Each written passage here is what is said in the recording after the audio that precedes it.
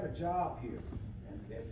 And what Paul was trying to do in Romans, you know, you got Jews and Gentiles commingling with the same gospel. The same gospel. And you notice he was always telling folk to beware of false prophets, because there's going to be some folk that come and they're going to tell you some stuff that sounds so good. But it's not the gospel we preach to you. I was going to Hebrews. These Hebrews, they were struggling also. Struggling, asking questions that they couldn't get answered. Well, what do we do about the law? What do we do about the traditions? You telling me all I got to do is believe and trust on Christ?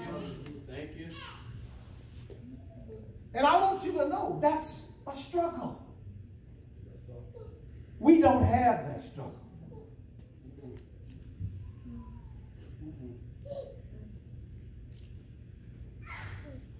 Because of Christ, Paul says, a stumbling block was made unto Israel. They can't accept Christ. But this God of ours, God has not, the 11th chapter says, cast away his people whom he foreknew. It's just not going to happen. You might as well get along with these Jews. They're not going anywhere. God made them a promise. And because of their temporary blindness, he has done something merciful and gracious for us. He says, I have sought a people who never sought me. Make it clear. We were over there minding our business, sending up a storm. And God made a way for us to be saved. Amen. And I ask you this morning, is it asking too much of us to present our bodies a living sacrifice? Yes, sir.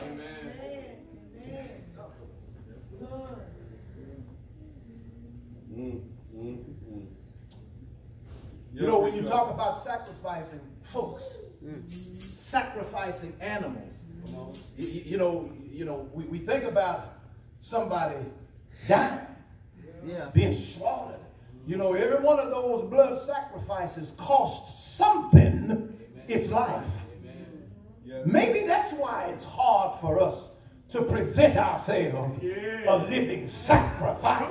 That word sacrifice kind of gets misconstrued. I'm going to keep you alive. You are a living sacrifice. The blood has already been shed. Oh, yes. Thank you. All right. Work on it. Tell your neighbor, I can't go with you today. There's a family over there who has lost a loved one. They need consoling.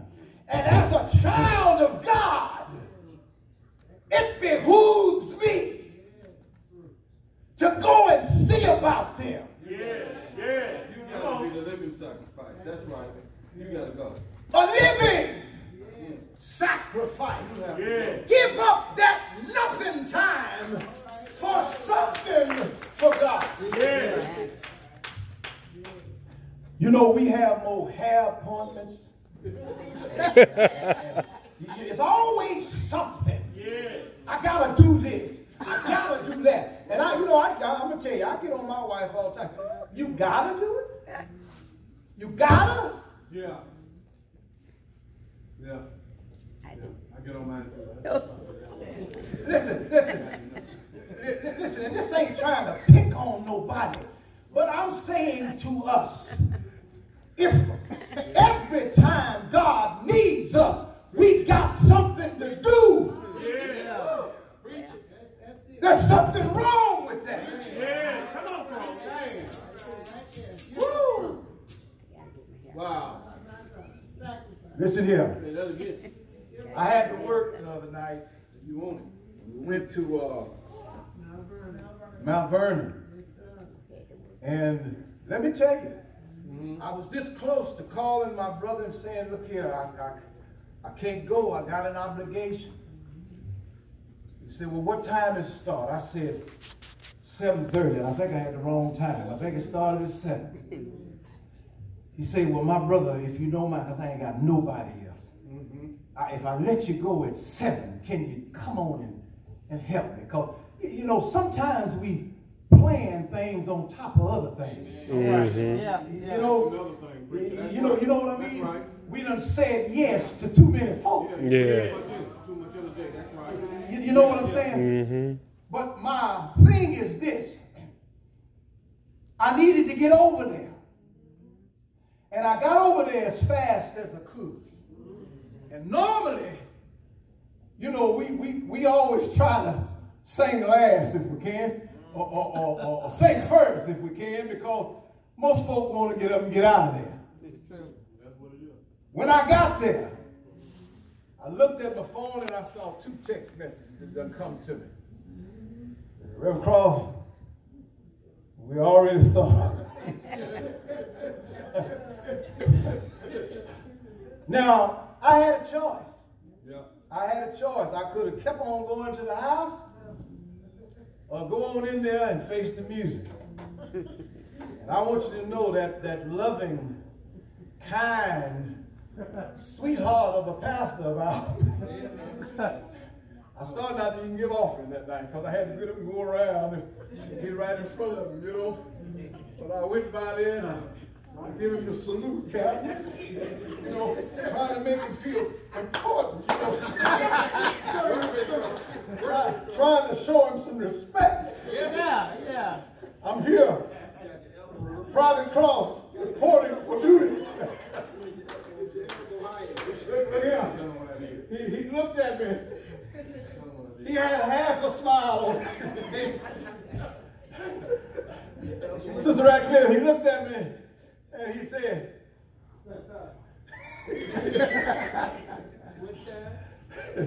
he pointed at his watch. And that was one of them N-word where you been kind of thing. But my point is this. God, I almost said God needs us. He desires. He desires that we give him just a portion. But we always got something to do.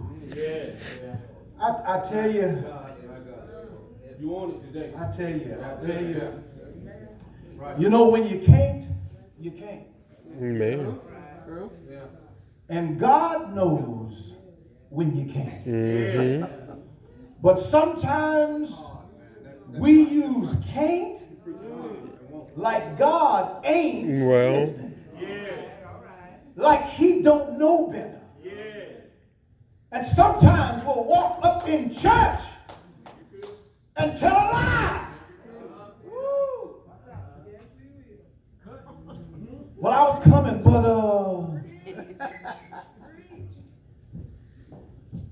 yeah, you know. Listen to this. I wanted to get through all this. I'm finna let you go.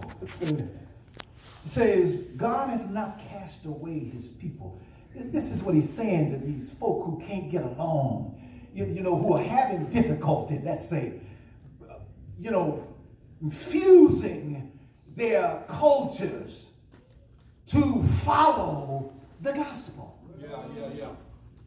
You know, don't get puffed up and high-minded because you have been grafted in, Paul says. Don't turn your nose down at his people. They don't want Jesus, some of them, now. And I thank God that they was that hard-headed, because God used that to get me in. Amen. Can I get a witness this morning? He says, even so then, at this present time, there is a remnant according to the election of grace. Yeah. All right, preacher. And if by grace, listen at this, y'all. Grace. If by grace, then it is no longer of works.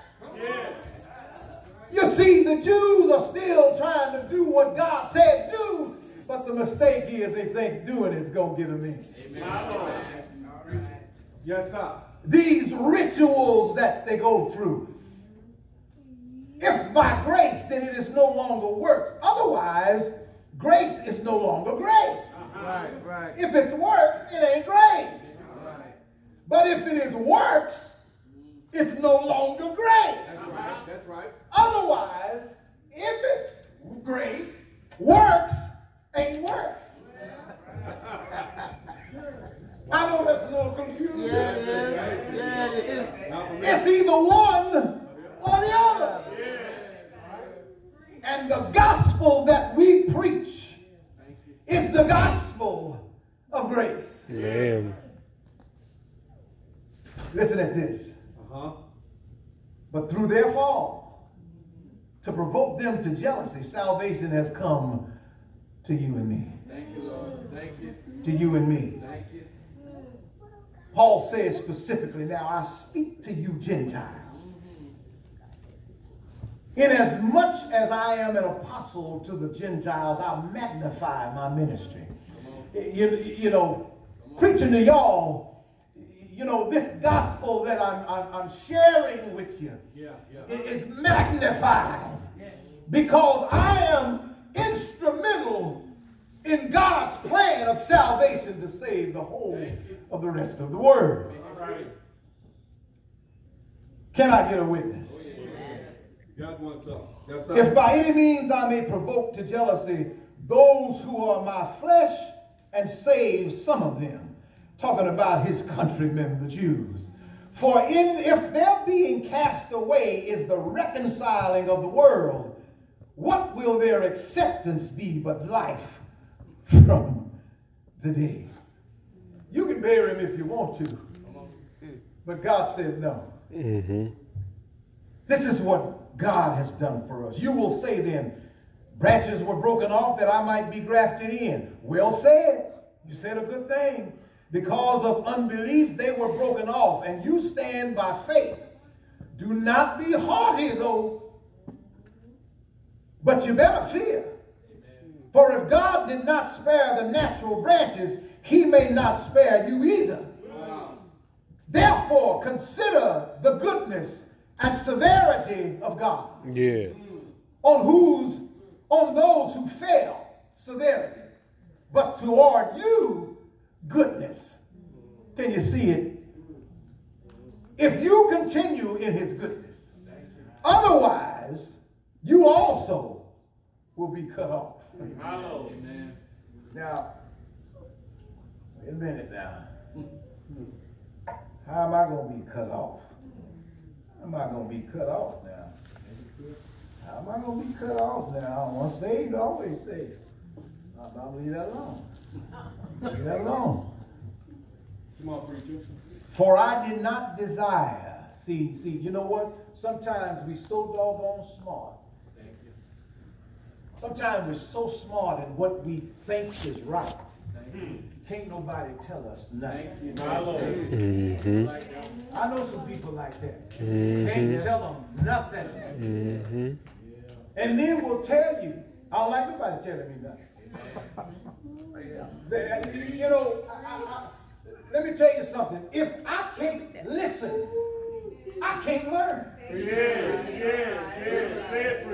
If I'm caught up in where I am, I can't move. That's right.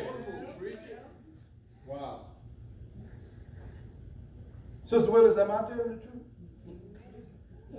You done had to tell me a couple of things, ain't you? Yeah, you know, and I can tell that look on her face when, you know, she know I'm just as old as she is, but but you know, you can tell a person had that look on their face. Wow. You know, it's like, Negro, let me explain something to you. You know, I can help you if you listen now. The problem is, we won't listen. Paul says, for I do not desire, brethren, that you should be ignorant of this mystery. Make it clear.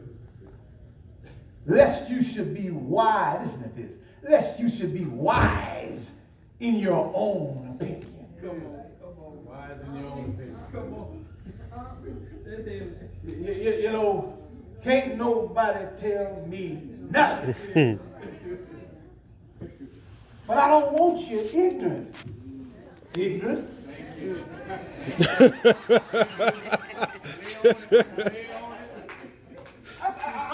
I'm just trying to help. And sometimes they want the help, but they don't want it from you.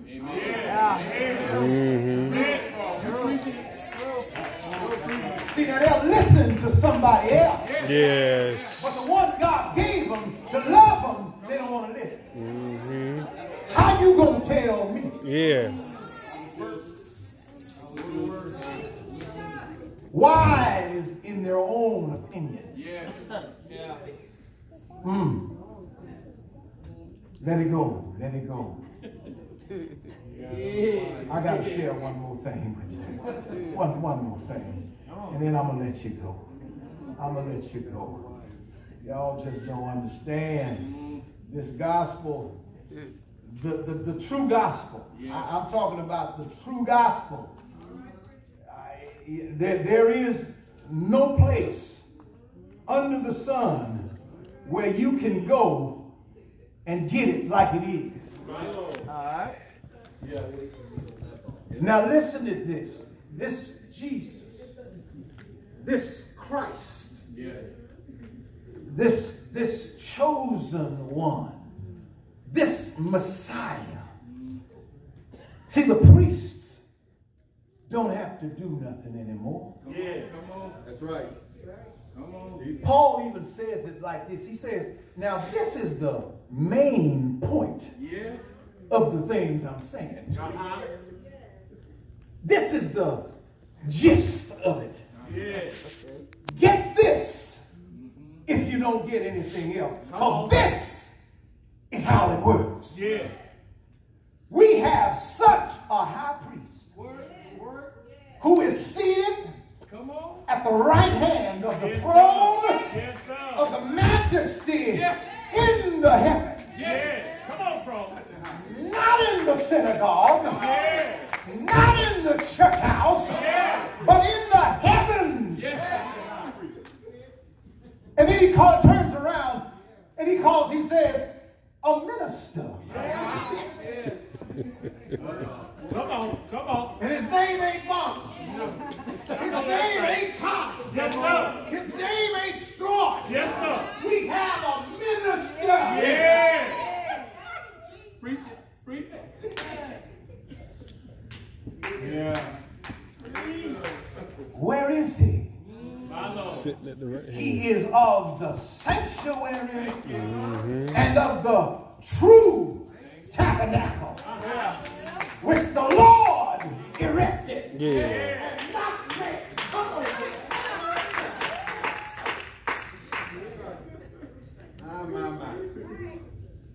The Holy of Holies, even the priest, even the high priest, couldn't approach. But Jesus, he is in that sanctuary, in the very presence of God, right now.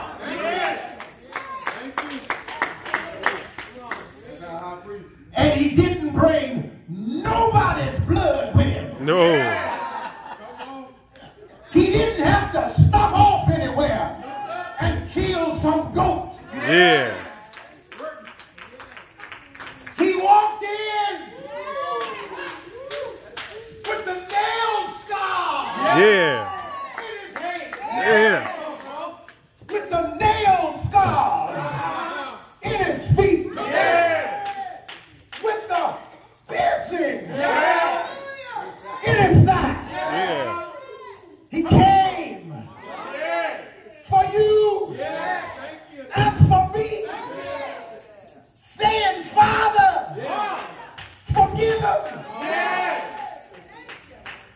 Yes, sir.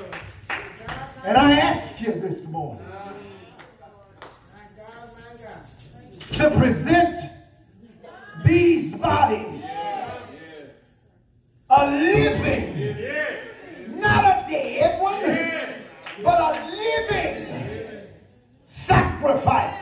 See, right there it tells me of the mercy of God, because my sacrifice should have been death. Yes, sir. Thank you for life.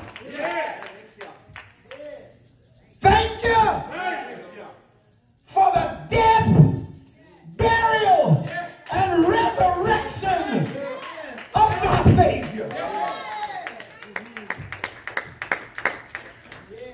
Thank you. I ask you this morning, is it asking too much? Can you put something on the back burner Thank you. for God? My Lord. God bless you.